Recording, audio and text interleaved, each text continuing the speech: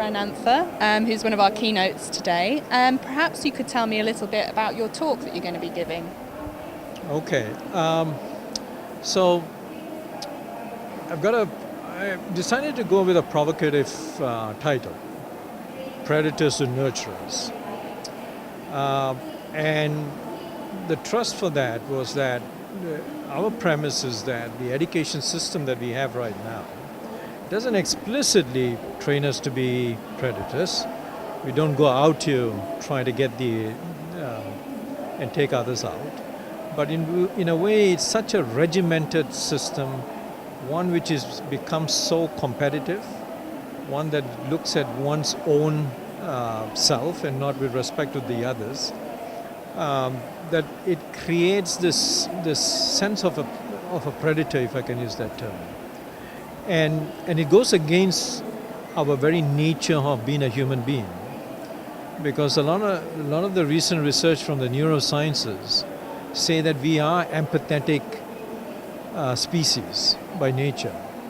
So why have we let a system, and I'm not just saying the education system, I'm talking of much broader, but it plays a major role in that, of making us what we are not by nature. So the gist of the talk is about how we can change. It's going to take, I would say, many generations, but again, the education system that we have right now is about 300 years old. It has not changed. Recently, when we were having a discussion among educators, one of the things that emerged is if you take somebody, a teacher from 18th century, and put that same person in our present school system, they would feel right at home. That's the only sector that will have that. That's really interesting, and I think that happens a lot in emerging markets as well, that it takes a long while for the teaching community to evolve. And I think with the advent of new technologies like AI and real-life learning, that's something that hopefully will start to change things. Yes, but we have to be very cautious about dependence on technology. It has to be a blend of technology, but bringing in experiential learning, learning by doing, learning by failing. I think it really lends itself well. But again, children must have real time in interacting with each other. We don't want them to be sitting in front of screens 8 hours a day. We don't want them to be continuously in the virtual world 8 hours a day.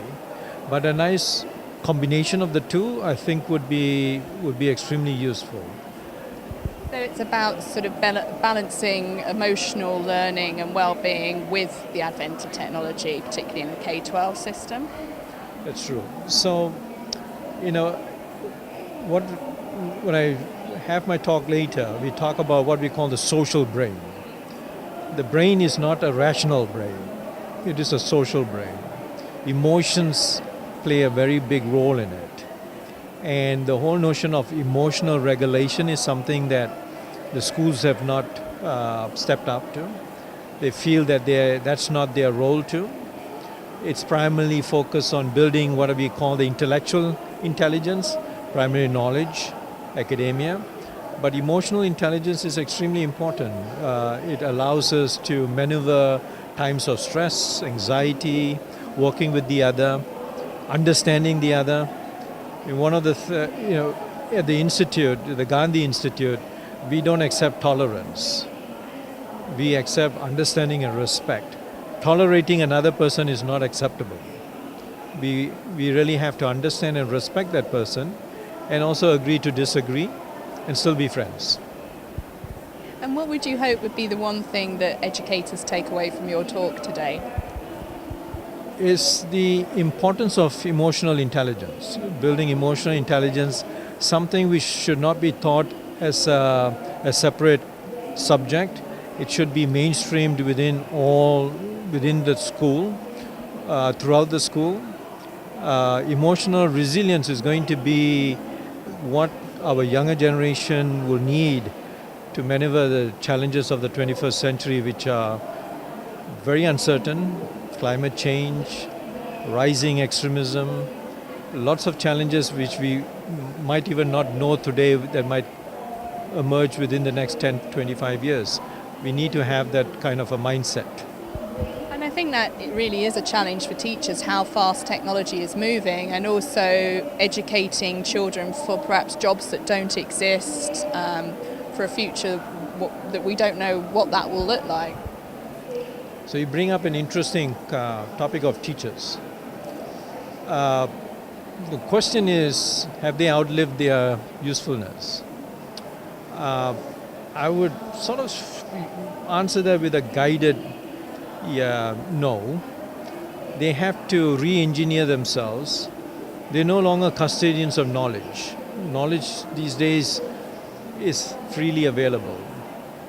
I think what they need to retrain themselves as facilitators of learning.